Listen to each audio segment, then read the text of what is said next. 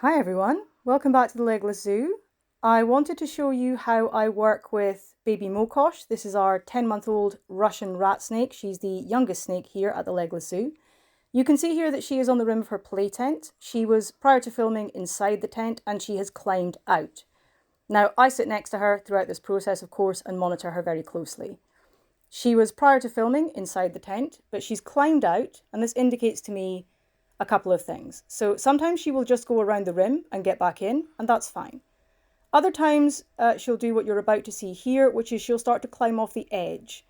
Now that indicates to me that she either wants to go back to her tub, or more likely, she has decided that she would like to conquer the sofa, but she is not allowed to do that.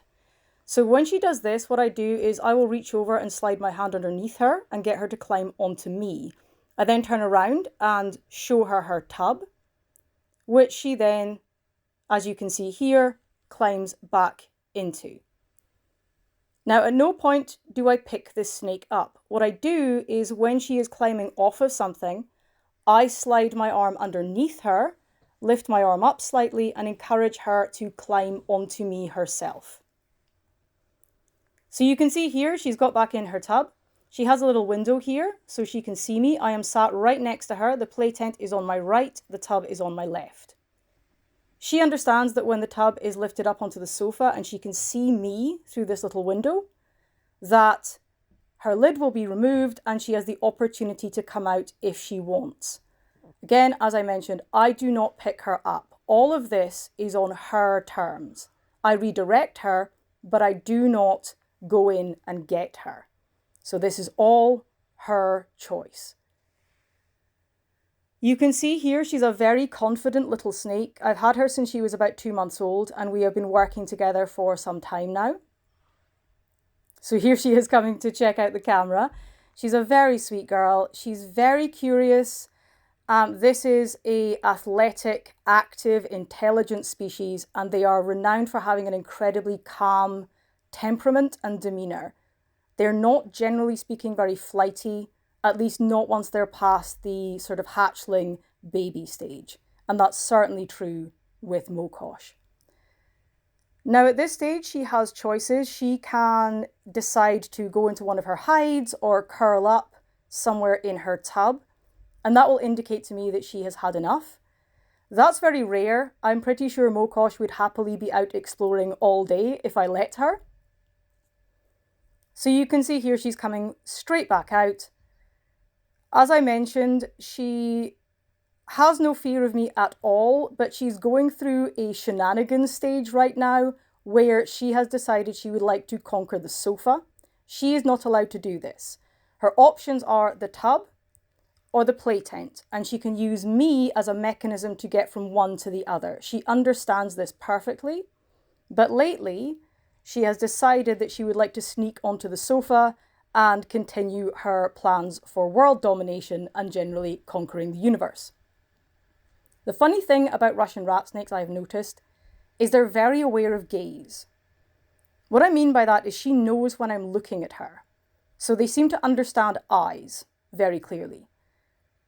So she's going to come along the edge of the tub here, as you can see. And what she's going to do is she's going to try to sneak off of that far edge without me noticing her. Again, this snake is not afraid of me. So this is not fear behavior when she pauses. It's sneaky snake behavior. So she is going to try and sneak onto the sofa over here. I am going to lean forward and she will pause. So she knows she's been caught and she is, again, not afraid. This snake isn't tense. She is just doing a nothing to see here, move along. Now, I'm going to demonstrate to you that she understands gaze because in a few moments, I'm going to look away. I'm not going to change my position. I'm just going to turn my head so I am not directly looking at her. And you will notice she realizes I'm not looking and immediately resumes her sneaky snake behavior. This is fascinating to me. I've never come across another species, admittedly, I've only worked with 4 of them, who are this aware of gaze. I suspect it's because they're highly visual snakes. So again, I've turned to look at her and she's paused. But she's not scared. She's not running away. She's not tensing up. I'm still looking at her at this point and she's tongue flicking again. Interestingly, with this behavior, she seems to get to a stage where she realizes her cover's blown and she just stops pretending. So that's where we're at here. She's realized that, yeah, no, okay, I've been caught. What the hell? I'm going to go for it anyway. And at this point, I'm going to slide my hand underneath her and lift my arm up.